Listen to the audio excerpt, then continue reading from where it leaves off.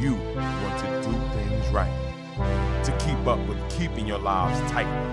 Tight as in being right with the truth of true insight. Who of you want to do things right?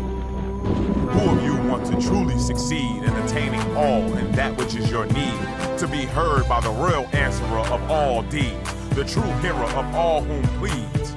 Who of you really want to bow down to the true King of Kings commanding the crown? To worship the one that ever rules alone, commanding everything of creation from the seat of its throne. We'll continue with our 1 hour audience as we continue this conversation and such. Lord Holy-Apostle Deen. Well, we jacked that up, but let's go on anyway. Reading a book before it was finished. What happened was he came into the tail end of the book. He didn't even know what was happening before. So when he came back around the corner, I said, hey, man, listen here. I told that man I didn't need his help. He had been coming to me. I told him I didn't need his help. You heard me ask him for the price of that. Why did he want to know what I'm doing with what I'm buying? He said, oh, wow, man. I said, yeah, wow, man, you didn't know that. He said, yeah, I understand where he's coming from. You know, and then he walked away. You know what I'm saying? And my son seen the guy and he put his head down. I haven't seen him since. But he pulled that off nice and made me look like the bad guy. You know? So you can't judge situations by just, you coming in at the wrong time. When you're looking at judging yourself, you're not complete. And you judging yourself at the wrong time. The Lord knows you better than you know yourself because it created you. It's the author of you.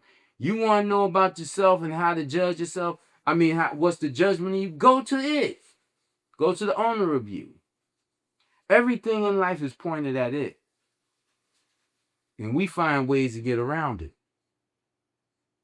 You know? Yeah. So we be opinionated about ourselves and we unjust to ourselves because we put an opinion about that's favorable to us. Not unfavorable necessarily. Right. Okay. You know? Even if there's unfavorableness, there's going to be favor somewhere through that. It's better to let it judge you. Go there, never be content and feel secure and safe that you've done right. You've made it. You know, you could save a person's life and go and thank the Lord and pray and say, hey, look what I did, the good deed that I did. Not knowing that the man had just killed your children. It happened to run into you and trip over a stick and fall into the water and was drowning. If you knew that he had just killed your family and was running away, you might have threw a boulder down there in the River Adam. You know, it's hard to judge situations, man. It's best to leave that to it. You know, never trust that you've done the best that can be done. You might think you've done the best that you could do, but if you're pushed further, in a lot of situations, you find that you could do better. Lord, when is it that we need to stop just thinking altogether? I mean, how does that work? Do we stop thinking? Unfortunately, you can't stop thinking. I mean, there's a lot of fools I wish would stop thinking. Yeah. You know? Right. But it's just like the person who go to meditate and they tell you, stop thinking about the world. Don't think about anything when you meditate. Just take this zikr, take this remembrance rhyme or this sentence to repeat, and that's all you think. How you gonna stop thinking? To think about stop thinking is thinking. So you can't stop thinking, you know? It's just go through this method, this practice, and take away as many thoughts from your mind that you can about the world, about being away from this spot in this moment. You know? Yeah. All right. Yeah, but try to stop thinking. In other words, practice. See, you know, I was told just the other day before the clock struck 12 from the last year by an associate of mine who was very close to me that they can't stand me because I think I know everything. I said, I think I know everything. They said, you have an opinion for everything. There's nothing that don't go by that you don't have an opinion about. I said, well, when it comes to my life, I have an opinion about everything. I thought that was the way we were supposed to be. We're supposed to think about what's going on in our life and have an opinion to make a choice. Did not you think like that? But I know that this particular individual did not think like that. She had never thought like that. That's why she's behind the 8 ball right now, so to speak, because she let other people think for her and make choices for her. You know, you have to think, and you have to have an opinion. But what we say in the path of the way is this: take your thoughts and your opinions to the Lord who knows, and let it straighten it out for you. Let it make the choice for you. Then you choose what it chose. And people will think you're smart. Right? Then maybe I'll be dumb and start taking credit for it. You know, that's the wrong thing to do too, and that's what a lot of people do. When the Lord give them something and they learn this method and it make it work for them, then they start taking credit. It's like the brother you knew who was sitting before me in my class, and he was out there, had his own class of his own. Now, how you gonna be in my class and have your own class? I say ABC to you, then you go out and form a class. ABC. Come back. DEF. DEF. H.I.J. H.I.J. I met him in his J class. And then they saying, boy, he's great. What do ABCDEFGHIJ mean? I'll get back. I'll get back with you. Yeah. And then here come the questions so he could take it out to his class. Now, is that fabricating or what? You know what I'm saying? You saying a thing that you don't understand, and you taking it from someone, thinking that you can command it, not realizing that the one you took it from don't own it himself and don't possess it himself, but is fearful of the one who owns it and possesses it, and is studious by it, humbled by it, and giving, where that's all you see is that he's giving, and you're taking, and you're blinding yourself because now you're messing with something that you don't even know what you got. You know? Yeah. And that's how so many people are led astray. Priests, ministers, they imitate the prophets. Imitate them. The lords, the men of power, they imitate the prophets. The prophets be sitting in those positions, but they don't take advantage of people.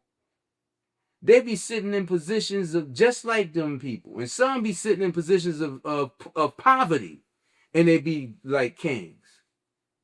And some be sitting in positions like kings, and they be like people of poverty. Because they're there to do a job. They're there to show a reflection. Just because I was born and raised in the ghetto, I don't have to have the mentality of the people that I was born and raised amongst. They were there for my experiences. I have family members. They loathe people thinking that they were raised in the projects. They don't hardly want me around them when they with their colleagues. Because I might say we were raised in the projects. They've reached certain heights of this society, certain levels, status quo, and you can't say we was from the ghetto. You can't say we was from Newark. You can't say that. Why? Because my greatest achievement was to get out of what the devil, the jinn, the people who rule in this country had put me in to survive and be an intelligent and reasonable person. Not just one with information, but reasonable with that information. Wise. That's a great achievement. Now, they think they have achieved because somebody opened the door and said, okay, you went to school for that, I'm going to let you do this. You're not no threat to our society. You're doing what we want you to do. Okay, you're going to be this, you're going to be that, you're going to be that, you're going to be that even higher. And they think they've achieved something. Huh? They weren't around afraid to say where they was born and raised. I'm free.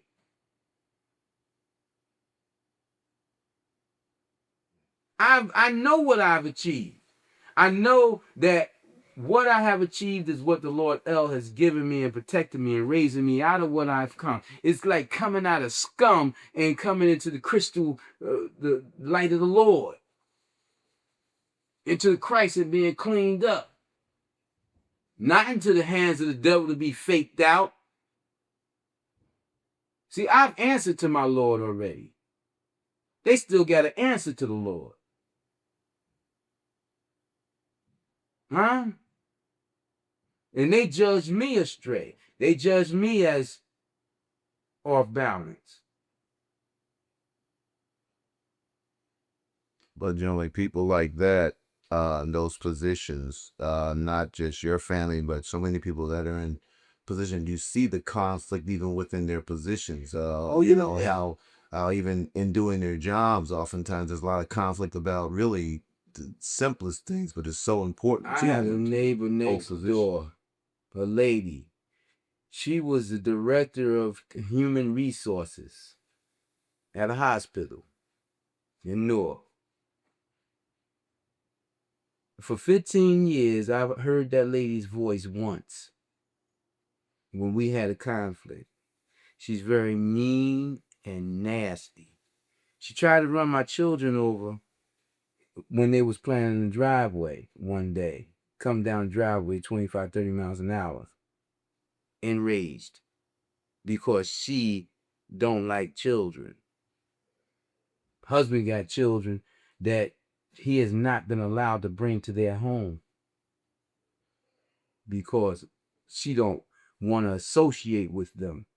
And he allows that. And don't want her son to associate with his other son. You understand? And it's like, what was she doing in human resources? And that's the problem you have in this society. Because you go to school, you can have this job, and this is you. It's like me putting on an astronaut's uniform and getting on a rocket ship. And look at the other astronauts and say, y'all ready? Yeah. You know, I don't care what I got on. I'm not an astronaut. Just because they have achieved through those tests in their memory to take them tests, go through school, don't mean they're qualified for the positions they're in. I had one of the psychiatrists was a student of mine. I had quite a few of them, people of different, heights. That student that we had mentioned earlier had a background in psychology. Yeah, and he got degrees in psychology. Well, I had one that was actually working out in the field for 8 years, and after her days, she would sit back and, I would talk to her about psychology and calm her mind, And she thought I had a PhD. Pretty hard diploma. Pretty hard to get diploma. But she thought I had a PhD until I had a little situation where I took some records to her and she was checking them out. And she was telling me, this is not yours. This can't be yours. And I said, oh, yes, it is. And when she found out that I hadn't been in high school, it freaked her out. She said, I've been living my life by your words for 8 years. And you don't even have high school? Caucasian woman. I said, yeah. I said, you've been getting divine information. I'm studying divine information, divine knowledge. The class that I've gone through is way beyond high school and what you've gone through. I said, what I've been given is what psychology has been formed from. Psychiatry, psychology, and what have you. I mean, Plato's and Socrates, when the information that they received from Egypt and what have you, and for Alexandria, they formed what they formed in their knowledge, And she was really taken. And I haven't seen her since, but and it's been like 25 years. But I remember that day quite clearly, and it messed her up. It messed her up because she believed in the standards of this society and in those books. And without me saying it, she thought that I had a doctor's degree because I was helping her, and she seen me helping other psychiatrists and other people like directors, people of stature. During that time? During those 8 years. Did that revelation cause her to stop asking your consultation immediately? Or no, she never stopped asking my consultation. What happened was I left that job and never went back. I had a situation that caused me to leave the job, and I just never went back because I never really sought her out to, make her stunned like I am. You know how I am. I see you and I don't see you. A good wish for her would be that thing right there was a revelation for her. It was a revelation for her. Yeah. For whatever she went on to do in life after that, since me, who knows? She might have been looking for me since then, But I'm quite sure she done told the story to some people about how this guy who only went to the 9th grade was, handling her for 8 years and handling others that she knew. I had quite a few doctors who were students of mine, at that time period, That comes to mind here, question, Lord, about we talk about those people who are kind of elite of what you call the education sphere. They came into a lot of readings, whatever their areas are. The lay people. What about the people from the ghetto, from where we grew up? The people who aren't that school or whatever. I mean, is that saying then that a message like this is beyond or over their heads? No, because you got to think about this here. I come from that background. What is schooling? What is education? Experience. Experience is schooling. Experience is education. Everyone in the world is not inclined or capable of sitting down, going through words in a book. Some people are better learned by hearing. Some people are better learned by watching. Some people are better learned by doing. But you got the devil want to put this world in a box and make the important thing is people being in school. You go to a doctor. I've had this conversation with doctors because, like I said, some of my students and I was associated with quite a few of them, at a particular time. And I used to check them out in the hospitals when they used to talk down on the custodians, the service workers. And I sat a few of them down one day and I said, you guys, how would you talk to me if I was this janitor over here? Because I hear you disrespecting them. You're haughty and you got your chest raised up.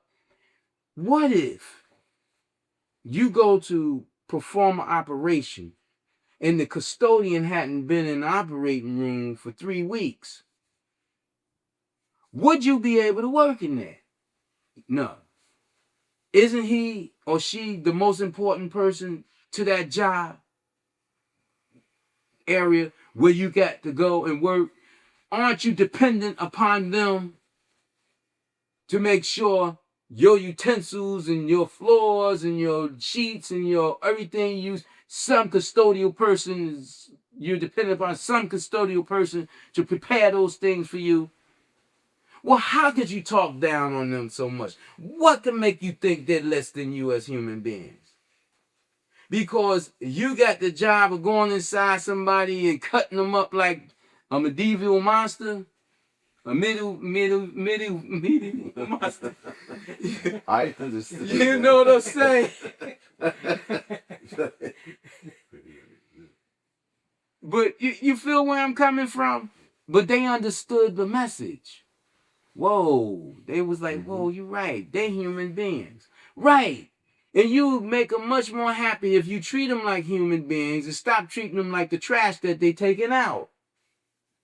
You treat them like human beings, and then you might find out that some of them are wise. See, wisdom and knowledge is two different things. You might find that one of them might save your life. I said, now, you could take that and you could play with it if you want, but think about me. I'm not of your level, yet I'm above your level, because now you sit before me and look up to me for information to help you. And you won't come down in haughtiness on me because you know that I know better than you. You know that I would see you as wrong and reprimand you like I'm doing now about these other people. You know, and the sad part about it is that you have people that are at those levels that submit to that because they believe that they're not as good as these people, because these people got a great memory and they go to school and they remember what's on the test and they're studious and they can take these tests and become doctors, and they get before you and start cutting on you, operating, and then oops. What do you mean, oops? You fumbled the ball? In me? You know, I trust that you don't do nothing like that because you have achieved. And have crushed that level of humanity where they don't feel sorry for it, so they go on to the next one, or else they couldn't function doing it. There you go. Right. They have to separate themselves from it. Yeah. You know. Yeah. So, it's like you got all kinds of people and that, but you can't be the judge of yourself. You know what I mean? Because you look at what the Lord has done when He sent His prophets down from heaven and raised them up amongst the common people. It generally, most of the times, it do it with lowly people. Sometimes it do it with the elite, the jinn, but it generally does it with lowly people. And then the prophets come out of that like they like a rose coming out of the bush, the thorns and the leaves, right? And the people like, I can't identify that with that. You know?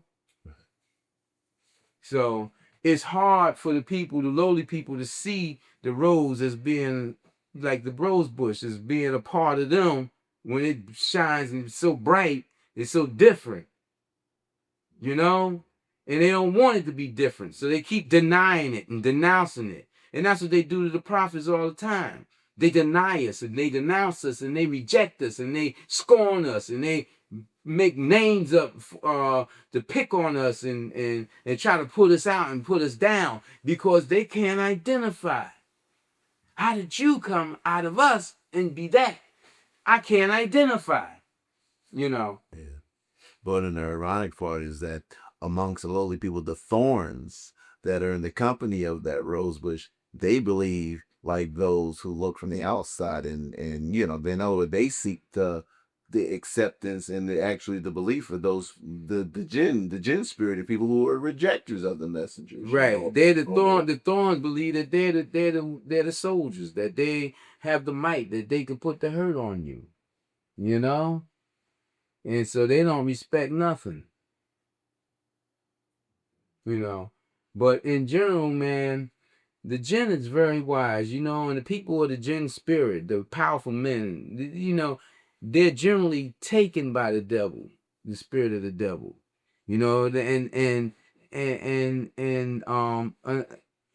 it's rare that a rich man who come by way of riches, is not affected with that evil where they have that power, syndrome going on. Some rich folks don't, because the riches come so fast, it don't change them. It's like, whoa, I never expected this, But you got some that's been born and raised in it, and they become so snooty, You know, it's just like, you know, certain races of people never seen black people in this nation, except on now on television and in the you know internet. But they have been given opinions about us to believe, so they think that they know us without ever experiencing us. You know, and when they come to experience us, we have to go through the hell of them being like the thorns on that rose bush, pricking us to say that I don't care what you say, I can't believe you anything other than what I've been told you are. You know? So therefore it comes with a bad relationship. Yeah, you were mentioning in your show on the Urban Versity show about semantics, those people believing not being able to open themselves up to other realities that they can be prepared to experience because they're locked in on the semantics of what they were stuck in, and caught in and hold on to, you know. So I guess to judge themselves, so they could think that they judge themselves as being right or the best or like, you know. And for the life of me, I can't understand a certain race of people in this nation believing, I mean truly believing that they are better people than other people, especially African Americans, better than African Americans. I used to work with a lady, a woman that she would relate to me that she came from the New England area of the United States, Boston, and she said that they took pride in having that mentality that they were better. Not only were they better than others, she's a wasp. So she proudly called herself that. She said not only they're better than others, they're better than other levels of Caucasians as well. So even amongst them, they have a certain elitism. And I always felt that that was the most racist part of the nation for us. But you know, it's just when you think about someone who was set up like Oprah Winfrey, set the people up, almost destroyed our nation, the nation of our African American mentality, the men, you know, and gladly did it and acted upon our own nature, you know, and that's why some African American men hate her. But women being women, many of them love her because women always want to lead men and get back at them for whatever reason. And but for her to tell Barbara Walters that she wanted to be white, she wished she was white, you know, I pondered that question myself when I was a child about being white. But my heart and my soul, my mind, they won't let me want to be something other than I am. The Lord chose to make me what I am. Now, why couldn't her answer be, no, I never wanted to be white as a leader, because they use her as a leader. Right. No, I never wanted to be white. You're not even white.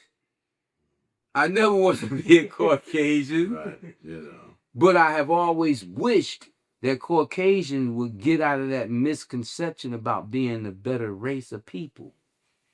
I've often wished that the people who are in power amongst them would be more righteous and have a lordly conscious mind to be fair and just and give us our equality, you know, our freedom, to give us our chance to be free, you know. And, you know, I mean, I guess we're going to have to hold this for another conversation. If it's just 30 seconds less, we could... John Wayne said something. He said that the black man wasn't mature enough to deal with his own leadership. A lot of people got angry with him, but I didn't. He was telling the truth. And you think about what Oprah said, because of her immaturity as a human being, her lack of insight, she would want to be somebody else instead of wanting other people to be just. Certainly an immature answer for her position. Oh, man. Yes. Thank you, Lord Holy-Apostle Deen, for your enlightenment, again, the enlightenment of our Lord. So, to the audience, may His peace and other blessings be with us and about your presence. Who of you want to do things right?